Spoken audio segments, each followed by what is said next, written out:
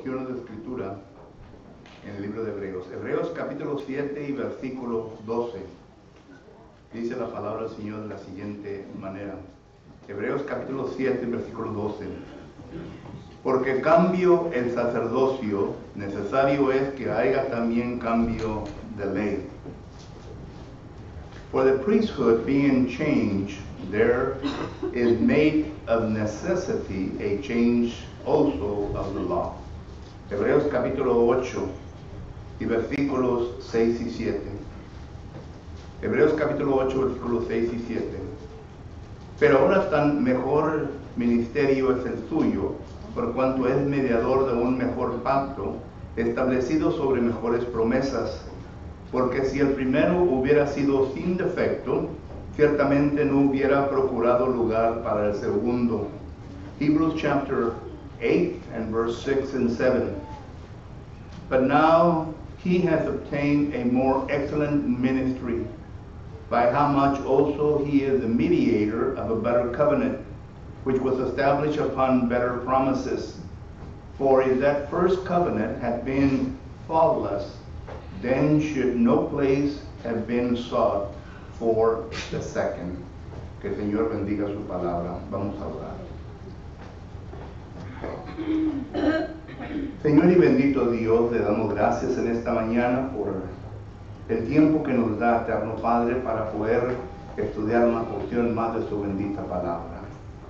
Heavenly Father, we are so thankful for allowing us the time to come together and to study another portion of your word. Queremos pedirle por su servidor, eterno Dios, que en esta mañana me ha dado el privilegio de exponer su palabra, que usted me dé los pensamientos necesarios para poder comunicar este tema, eterno Dios, conforme a su santa voluntad. Heavenly Father, I'm so grateful because you have given me, your servant, Father, the privilege to be able to expound your word this morning. And I ask, Father, that I may do so in remembrance of those things that you have put in my mind and heart as we deal with the subject matter at hand. Te lo pedimos todo esto, Señor. We ask all of this, Heavenly Father, en nombre de tu Hijo Jesucristo, in the name of your Son, Jesus Christ. Amen. Queremos dar la bienvenida a todos ustedes hoy en esta mañana, especialmente a aquellos quienes posiblemente nos visiten por primera vez. Estamos contentos por su presencia y queremos que usted se sienta bienvenido siempre aquí. Si tiene alguna pregunta o comentario concerniente a lo que vamos a estudiar, a lo que ya hemos visto, le ruego pues que usted nos haga saber. We're so happy to see all of you here this morning, especially those of you that are visiting with us this morning. We want to let you know that we're here to help you in any way that we can. If you have a question or something that you would like to ask us concerning the lesson, we're here to help you. A los miembros de esta congregación estamos contentos por su presencia, porque recuerden que las obras que ustedes han demostrado al Señor no se lo están demostrando a un Dios que es olvidadizo, sino que uno que siempre recuerda sus obras y aún continuará recordando sus obras que usted hace y demuestra hacia su iglesia. Hebreos capítulo 6 y versículo 10. We also are grateful for the members of this congregation. We are so happy to see you here this morning. Remember that we do not serve an unjust God. We serve a God that is mindful of every work that you do to your brethren, to the Lord's church, and continue to do as well. Hebrews chapter 6 and verse 10 speaks of that. En los domingos por la mañana hemos estado estudiando el tema central que es la resurrección de nuestro Señor Jesucristo. Sunday mornings we have been studying the main theme of the resurrection of our Lord Jesus Christ. Y hemos visto que el propósito de la resurrección de nuestro Señor Jesucristo fue con la intención de ser triunfante sobre el pecado y la muerte espiritual. Segundo, hemos visto que la resurrección de nuestro Señor Jesucristo fue con el propósito de poder darle lugar a nuestro Señor Jesucristo, de sentarse a la diestra de su Padre. La resurrección de nuestro Señor Jesucristo fue con el propósito de poder enviar al Paracleto, al Consolador. Y hoy en esta mañana vamos a ver que la resurrección de nuestro Señor Jesucristo es con el fin de que Jesucristo pudiera establecer su ley que es para todo el mundo. Sunday morning we have been looking at the main theme of the resurrection of our Lord Jesus Christ. Under this main topic we have looked at subject matters such as the resurrection of our Lord Jesus Christ has been completed for the purpose of being triumphant over sin and spiritual death. Also, the resurrection of our Lord Jesus Christ have been manifested in order that Jesus Christ may now sit at the right hand of the Father, which he is now sitting.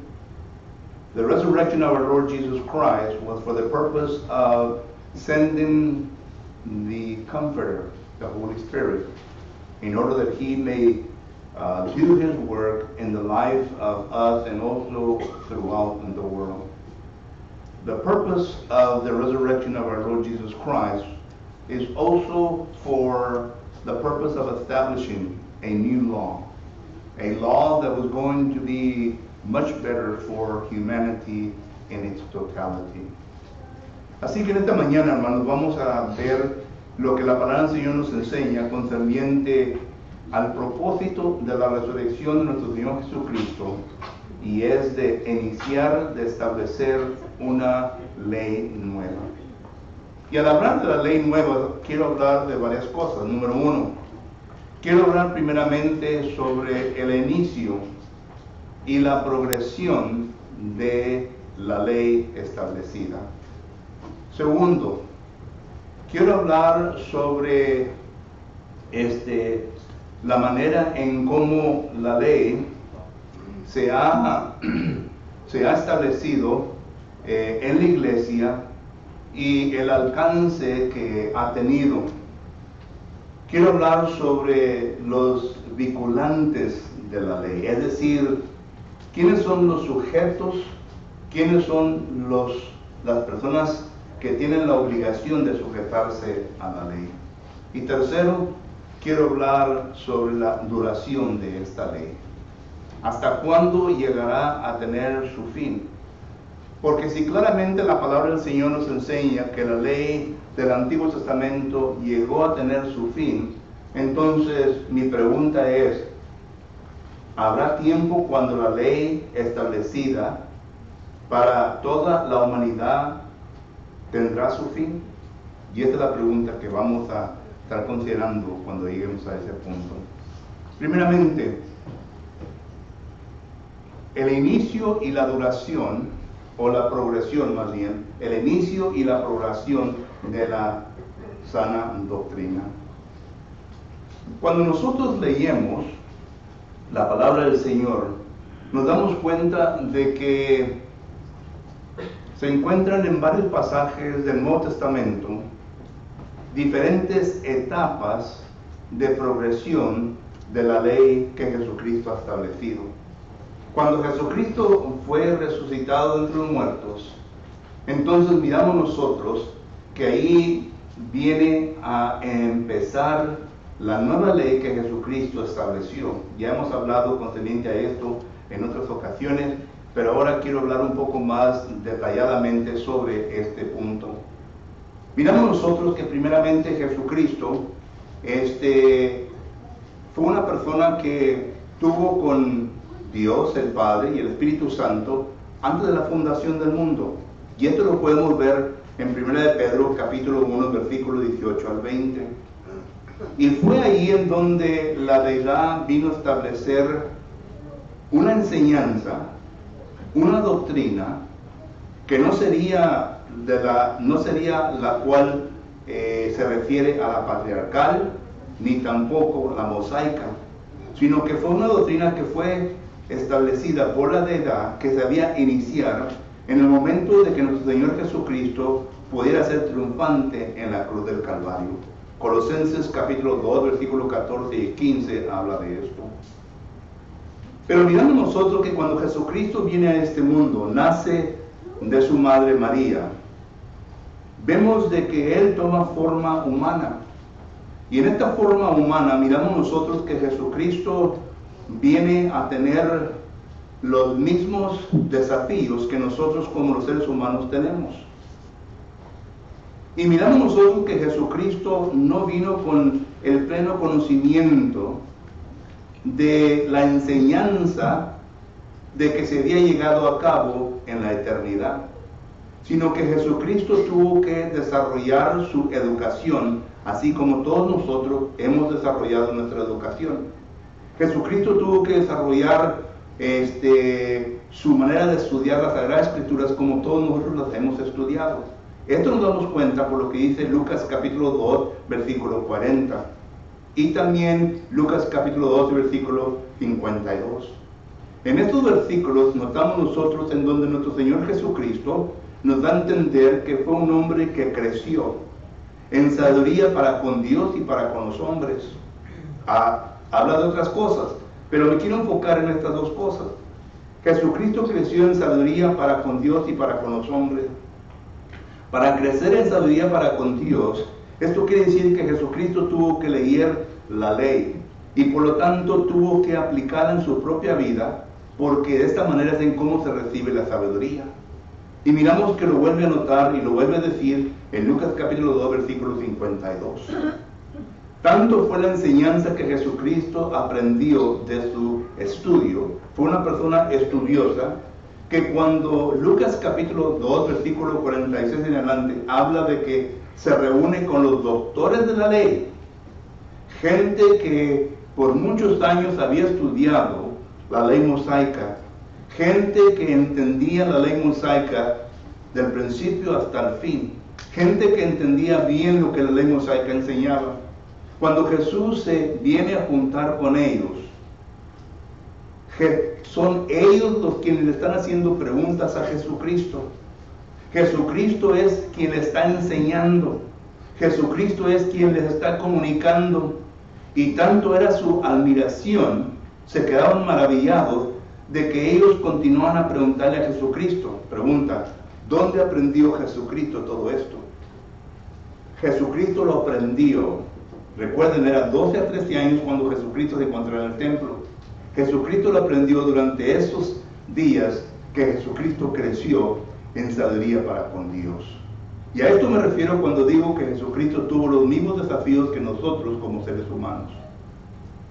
Tanto fue el entrenamiento de él concerniente a la palabra de Dios, que cuando Jesucristo creció y obedeció aquello lo cual la Biblia enseñaba concerniente a lo que él tenía que hacer, es decir, bautizarse, en Lucas capítulo 13, versículo 23 dice que a la edad de 30 años Jesucristo empieza su ministerio.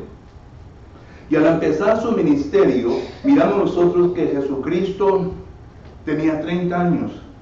Ya para este entonces Jesucristo ya había aumentado más el conocimiento sobre la palabra o la doctrina del Padre. Él ya la entendía, él ya la podía comunicar. Tanto que la vino a comunicar de una manera y con un estilo diferente.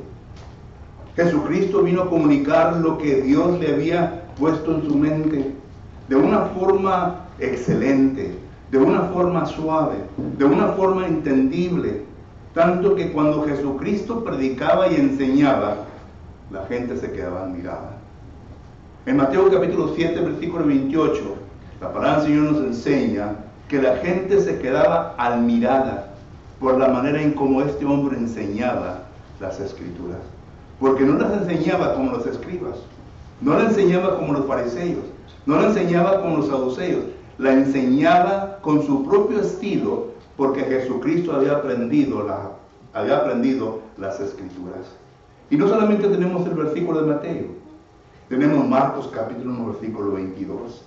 En donde Jesucristo entra en una sinagoga y la gente se queda admirada por la manera en cómo Él enseña. Tenemos a Juan capítulo 7, versículo 15, en donde la gente decía, ¿de dónde ha aprendido este hombre la doctrina? ¿De dónde la ha aprendido? Jesucristo aprendió la palabra de Dios como usted y yo la hemos aprendido y la estamos aprendiendo en nuestra vida. Pero Jesucristo no solamente llegó a ese punto, sino que Jesucristo enseñó a sus discípulos. This morning we're going to be looking at several things concerning the resurrection of our Lord Jesus Christ and the purpose of why Jesus Christ resurrected. I have already mentioned several of them, but this morning we're going to be looking particularly at the establishment of the law. Not the Old Testament, but the law that we now see within the New Testament. And first of all, we're going to see how it was initiated. And then we're going to see the progression of this doctrine. And when we talk about the initiation of this doctrine, first of all, we gotta study a little bit about Jesus. Because Jesus came to this world, he was born into this world. We know the story. Matthew chapter 1, Luke chapter 2 speaks of this. When Jesus Christ came into this world, when he was born into this world, he was born as a human. And he had the same challenges that you and I have. And one of them was that he needed to learn. He needed to learn the doctrine of God. Now, mind you, this doctrine was already being spoken of in eternity. And Jesus was there in eternity. We do not know Jesus by the name of Jesus in eternity, but we know him as the Word. John chapter 1 and verse 1. So we notice Jesus being there, the deity talking about the doctrine. However, when he comes to this world, he faces the challenge of learning the doctrine of God, the law. And we notice that he does this. In Luke chapter 2 and verse 40, in Luke chapter 2 and verse 52, we notice there that the Word of God speaks as he grew in wisdom towards God. Growing in wisdom towards God simply means one thing. When we infer from the text is the following. That we have to read and we have to understand and we have to assimilate the Word of God within our life in order for us to be able to grow in wisdom. That's how wisdom comes about. And this is what Jesus did. When Jesus was 12 or 13 years old, he was taken to the temple. And in the middle there of the doctors of the law was Jesus Christ. Luke chapter 2 and verse 46 and following. And when you read the passage, you will notice that the doctors of the law were marveled at the wisdom, at the knowledge that this young lad had. They were asking him questions. They were probing his mind. And Jesus Christ, as confident as he was speaking to them, he was talking to them, that whenever his mom and dad found him, and they told him, "Do you know that we have been looking for you?" Jesus answered, "I have been about in my Father's business." Jesus Christ was teaching the doctors of the law.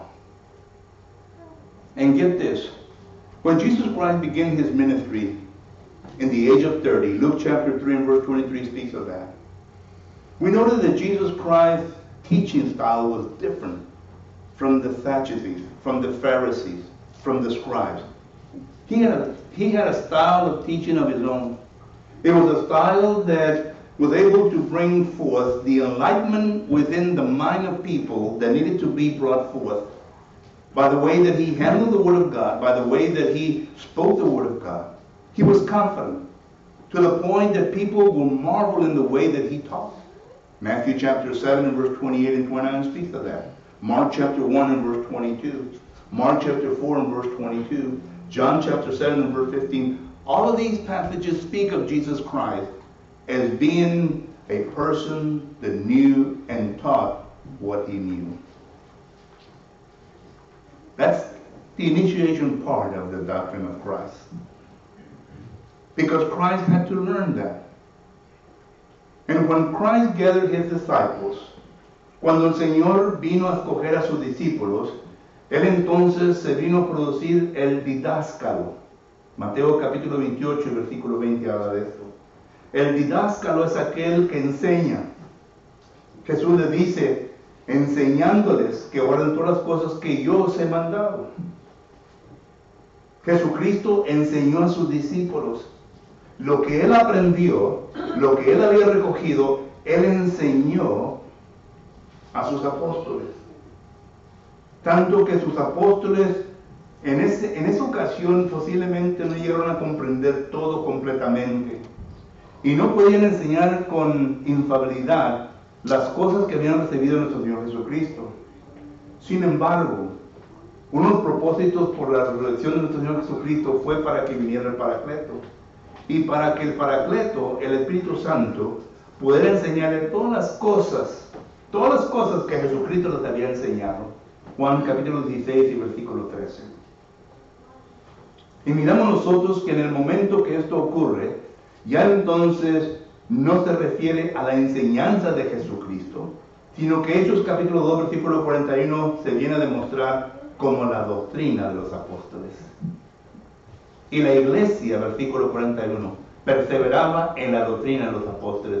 Es lo mismo, pero estamos hablando ahora de la progresión de esta ley que se había establecido en la doctrina de los apóstoles. La doctrina de los apóstoles era lo mismo que Jesucristo les había enseñado. Para el tiempo del apóstol Pablo ya la definía de la siguiente manera: palabras sanas. 1 Timoteo capítulo versículo 10, sanas palabras.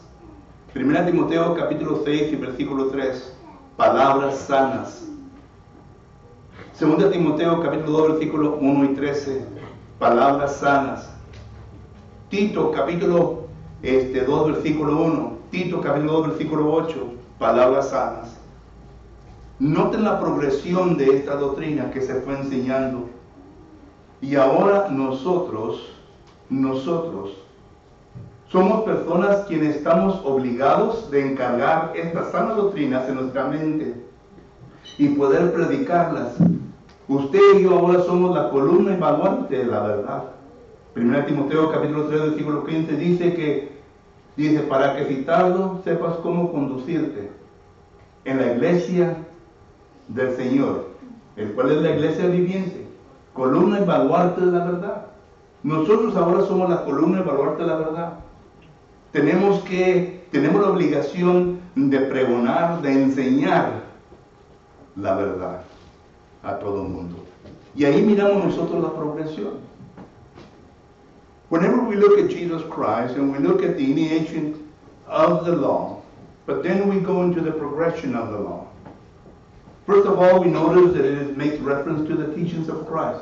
Whenever you read the synoptic books, that is Matthew, Mark, and Luke, whenever you read these books, and also John, you will notice that it makes reference to the teachings of Christ. But then when we go into the book of Acts, when the church is established, in Acts chapter 2 and verse 41, it says that they persevere in the doctrine of the apostles. Notice now the doctrine of the apostles. And then when we come to the time of Paul, we notice in the time of Paul, Paul calls it sound doctrine. And we have already enumerated several passages that talk about that. 1 Timothy chapter 1 and verse 10.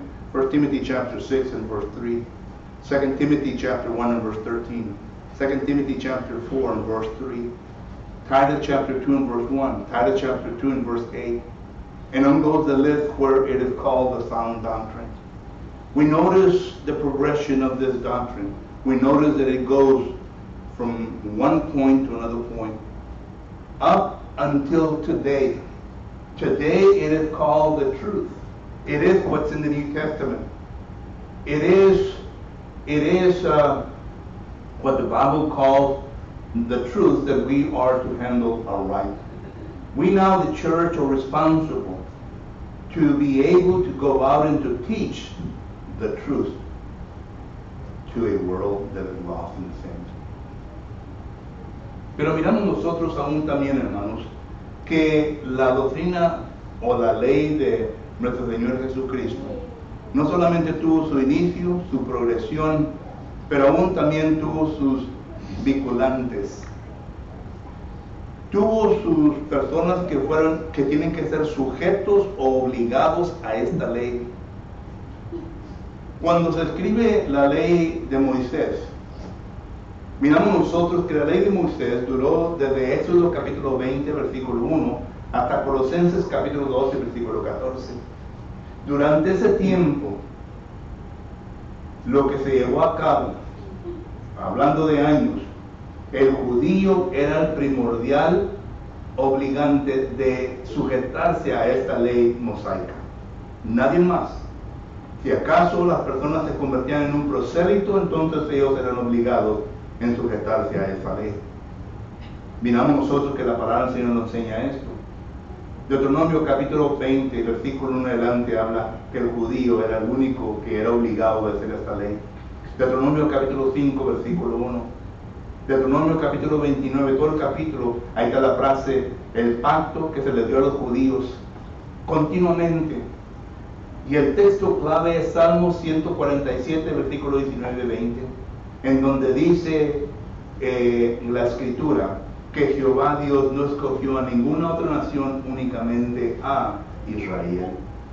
Y ellos son los que están obligados en obedecer los mandamientos, los preceptos, todo lo que está escrito.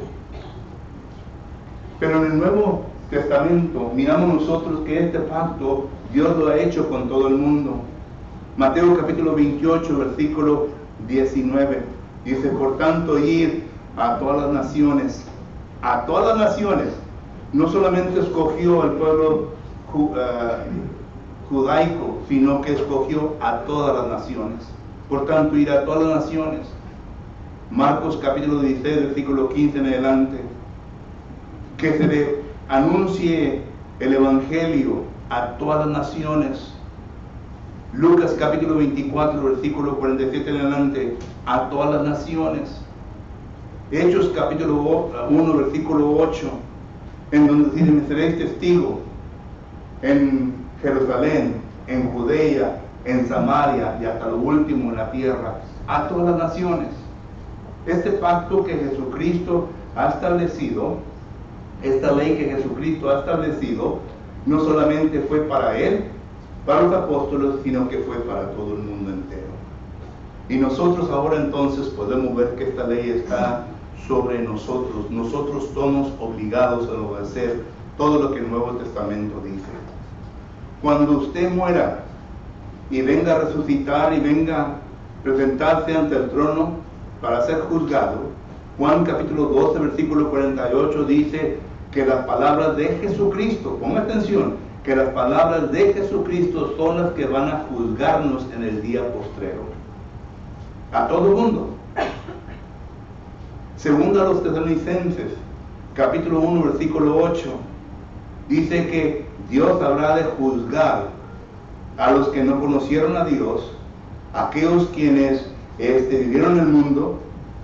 Vuelvo a repetir y pregunto, ¿con qué palabras? Con las palabras de Jesucristo.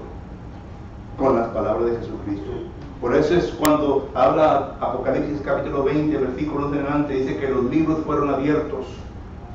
Estos libros que fueron abiertos y que fueron juzgados que estaban delante del trono de Dios, los libros esos fueron libros de la edad patriarcal, de la edad mosaica y de la edad cristiana. Sería una injusticia de que la persona que viviera bajo la edad patriarcal fuera juzgado con la ley de Cristo. Es imposible que los que vivieron bajo la ley mosaica sean juzgados con otra ley porque únicamente estaban obligados a esa ley. Pero van a ser juzgados. Por eso se abrieron los libros, para que cada quien reciba su pago conforme a las obras que hicieron aquí en la tierra. Miramos nosotros entonces que Jesucristo va a juzgarnos a todo el mundo entero, actualmente conforme a sus palabras. Solo que la pregunta, ¿quiénes son los sujetos? ¿Quiénes son los que deben estar sujetos a la ley? ¿Quiénes son los obligados a conocer la ley? Todos nosotros. Por eso es que cuando predicamos el Evangelio, urgentemente llegamos a transmitir por medio de nuestro mensaje a la persona en pecado de que tiene que arreglar cuentas con Dios, porque llegará un día cuando va a morir y después de la muerte va a ser juzgado. Ya no va a haber una segunda oportunidad. Ya no va a tener oportunidad para que se arrepienta y haga lo correcto ante Dios. Recuerden lo que dice el texto, Romanos 9:27. Está establecido que el hombre muera una sola vez y después de la muerte viene el juicio. No existe purgatorio, no existe una segunda oportunidad. Cuando uno muere, ahí se acaban las oportunidades. Por eso es que cuando uno está en vida, debe de aprovechar la oportunidad, debe de aprovechar la invitación, debe de aprovechar todo lo que es necesario para poder estar bien con Dios. Porque después de la muerte no hay ya posibilidades de poder corregir aquello lo cual hemos hecho equivocadamente. And whenever we talk about our second point, that who are the ones that are obligated to this law? We notice that the Bible speaks that there are two covenants, the Old Covenant and the New Covenant. Whenever we read about the Old Covenant, whenever the Bible speaks about the Old Covenant, we notice that it is making reference that the Old Covenant was for a certain specific people. It was for the Jews. When you read Exodus chapter 20, verses 1 and following, it makes reference that the covenant was made with the Jews. When you read Deuteronomy chapter 5 and verse 1 and following, it was made with the Jews. When you read chapter 29 of Deuteronomy, the whole chapter, you're going to read the phrase, covenant for the Jews. And I believe that the following verse is very simple to understand. Psalms 147, verse 19 and 20, it makes reference that the covenant, the Old Testament covenant, was only given to the nation of Israel. And of course, those people that were proselytes, people that came to join the Jews' law, they were also obligated to fulfill that law. But it is not for the Christian. The Christian has a different law. That's why we read Hebrews chapter 7 and verse 12. In the New Testament, we notice now the fulfillment of the prophecy of Jeremiah. In Jeremiah chapter 31, God says, days will come that I will make a new covenant with Israel and the house of Judah. It is no longer Israel and the Levites, it is Israel and the house of Judah. And the Israel that is making reference to there is a spiritual Israel. It is the church. We are the true Jews, according to Paul in Romans chapter 2 and verse 28 and 29. Because we have received the circumcision of the heart, which is baptism, of course. So we're considered the spiritual Israel. And Judah, well, we know that Jesus Christ came from the tribe of Judah. He is now our high priest that is sitting at the right hand of the Father. Hebrews chapter 8 and verse 1 speaks of that. And he is interceding for us. He is there helping us, according to 1 John chapter 2 and verse 1. So we notice that all of this is making reference to two different covenants.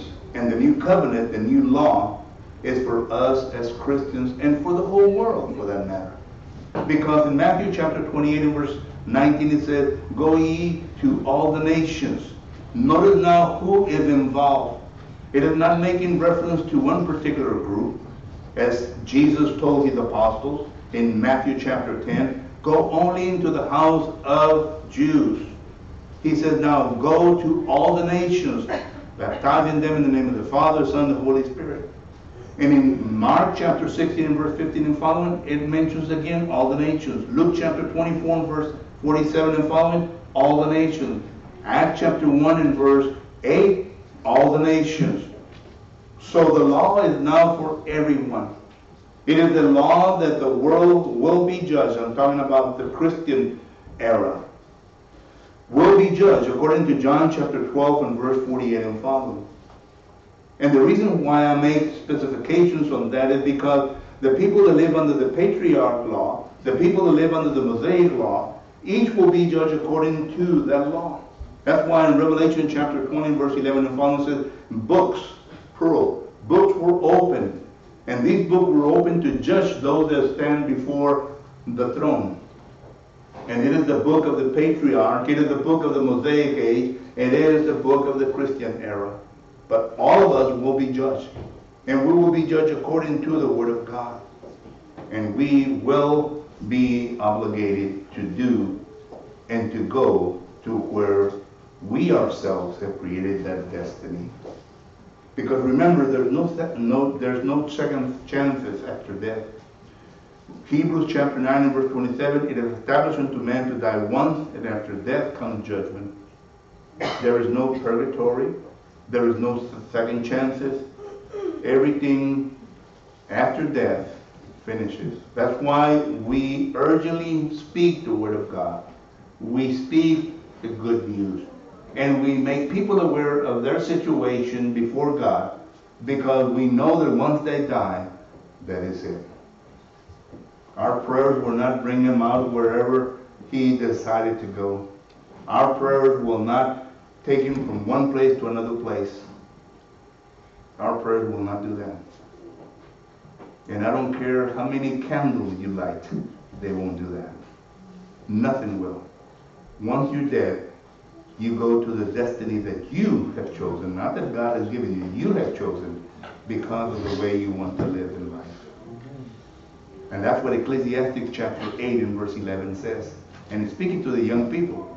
You want to live the way you want to live the way you want to live. But know for sure that that type of living has consequences, and it's your choice in life. God doesn't send you to those places. Y por último, hermanos, miramos nosotros la duración de la palabra o la ley de Cristo. Y solamente quiero enseñarles un versículo. Se encuentra en Mateo capítulo 24, versículo 35. Y dice que durará para siempre. And lastly, we see the duration of the law. And there's only one verse I want to show you concerning this. And it's found in Matthew chapter 24 and verse 35. The Word of God, the law of God, will continue to live forever. It will not have an ending.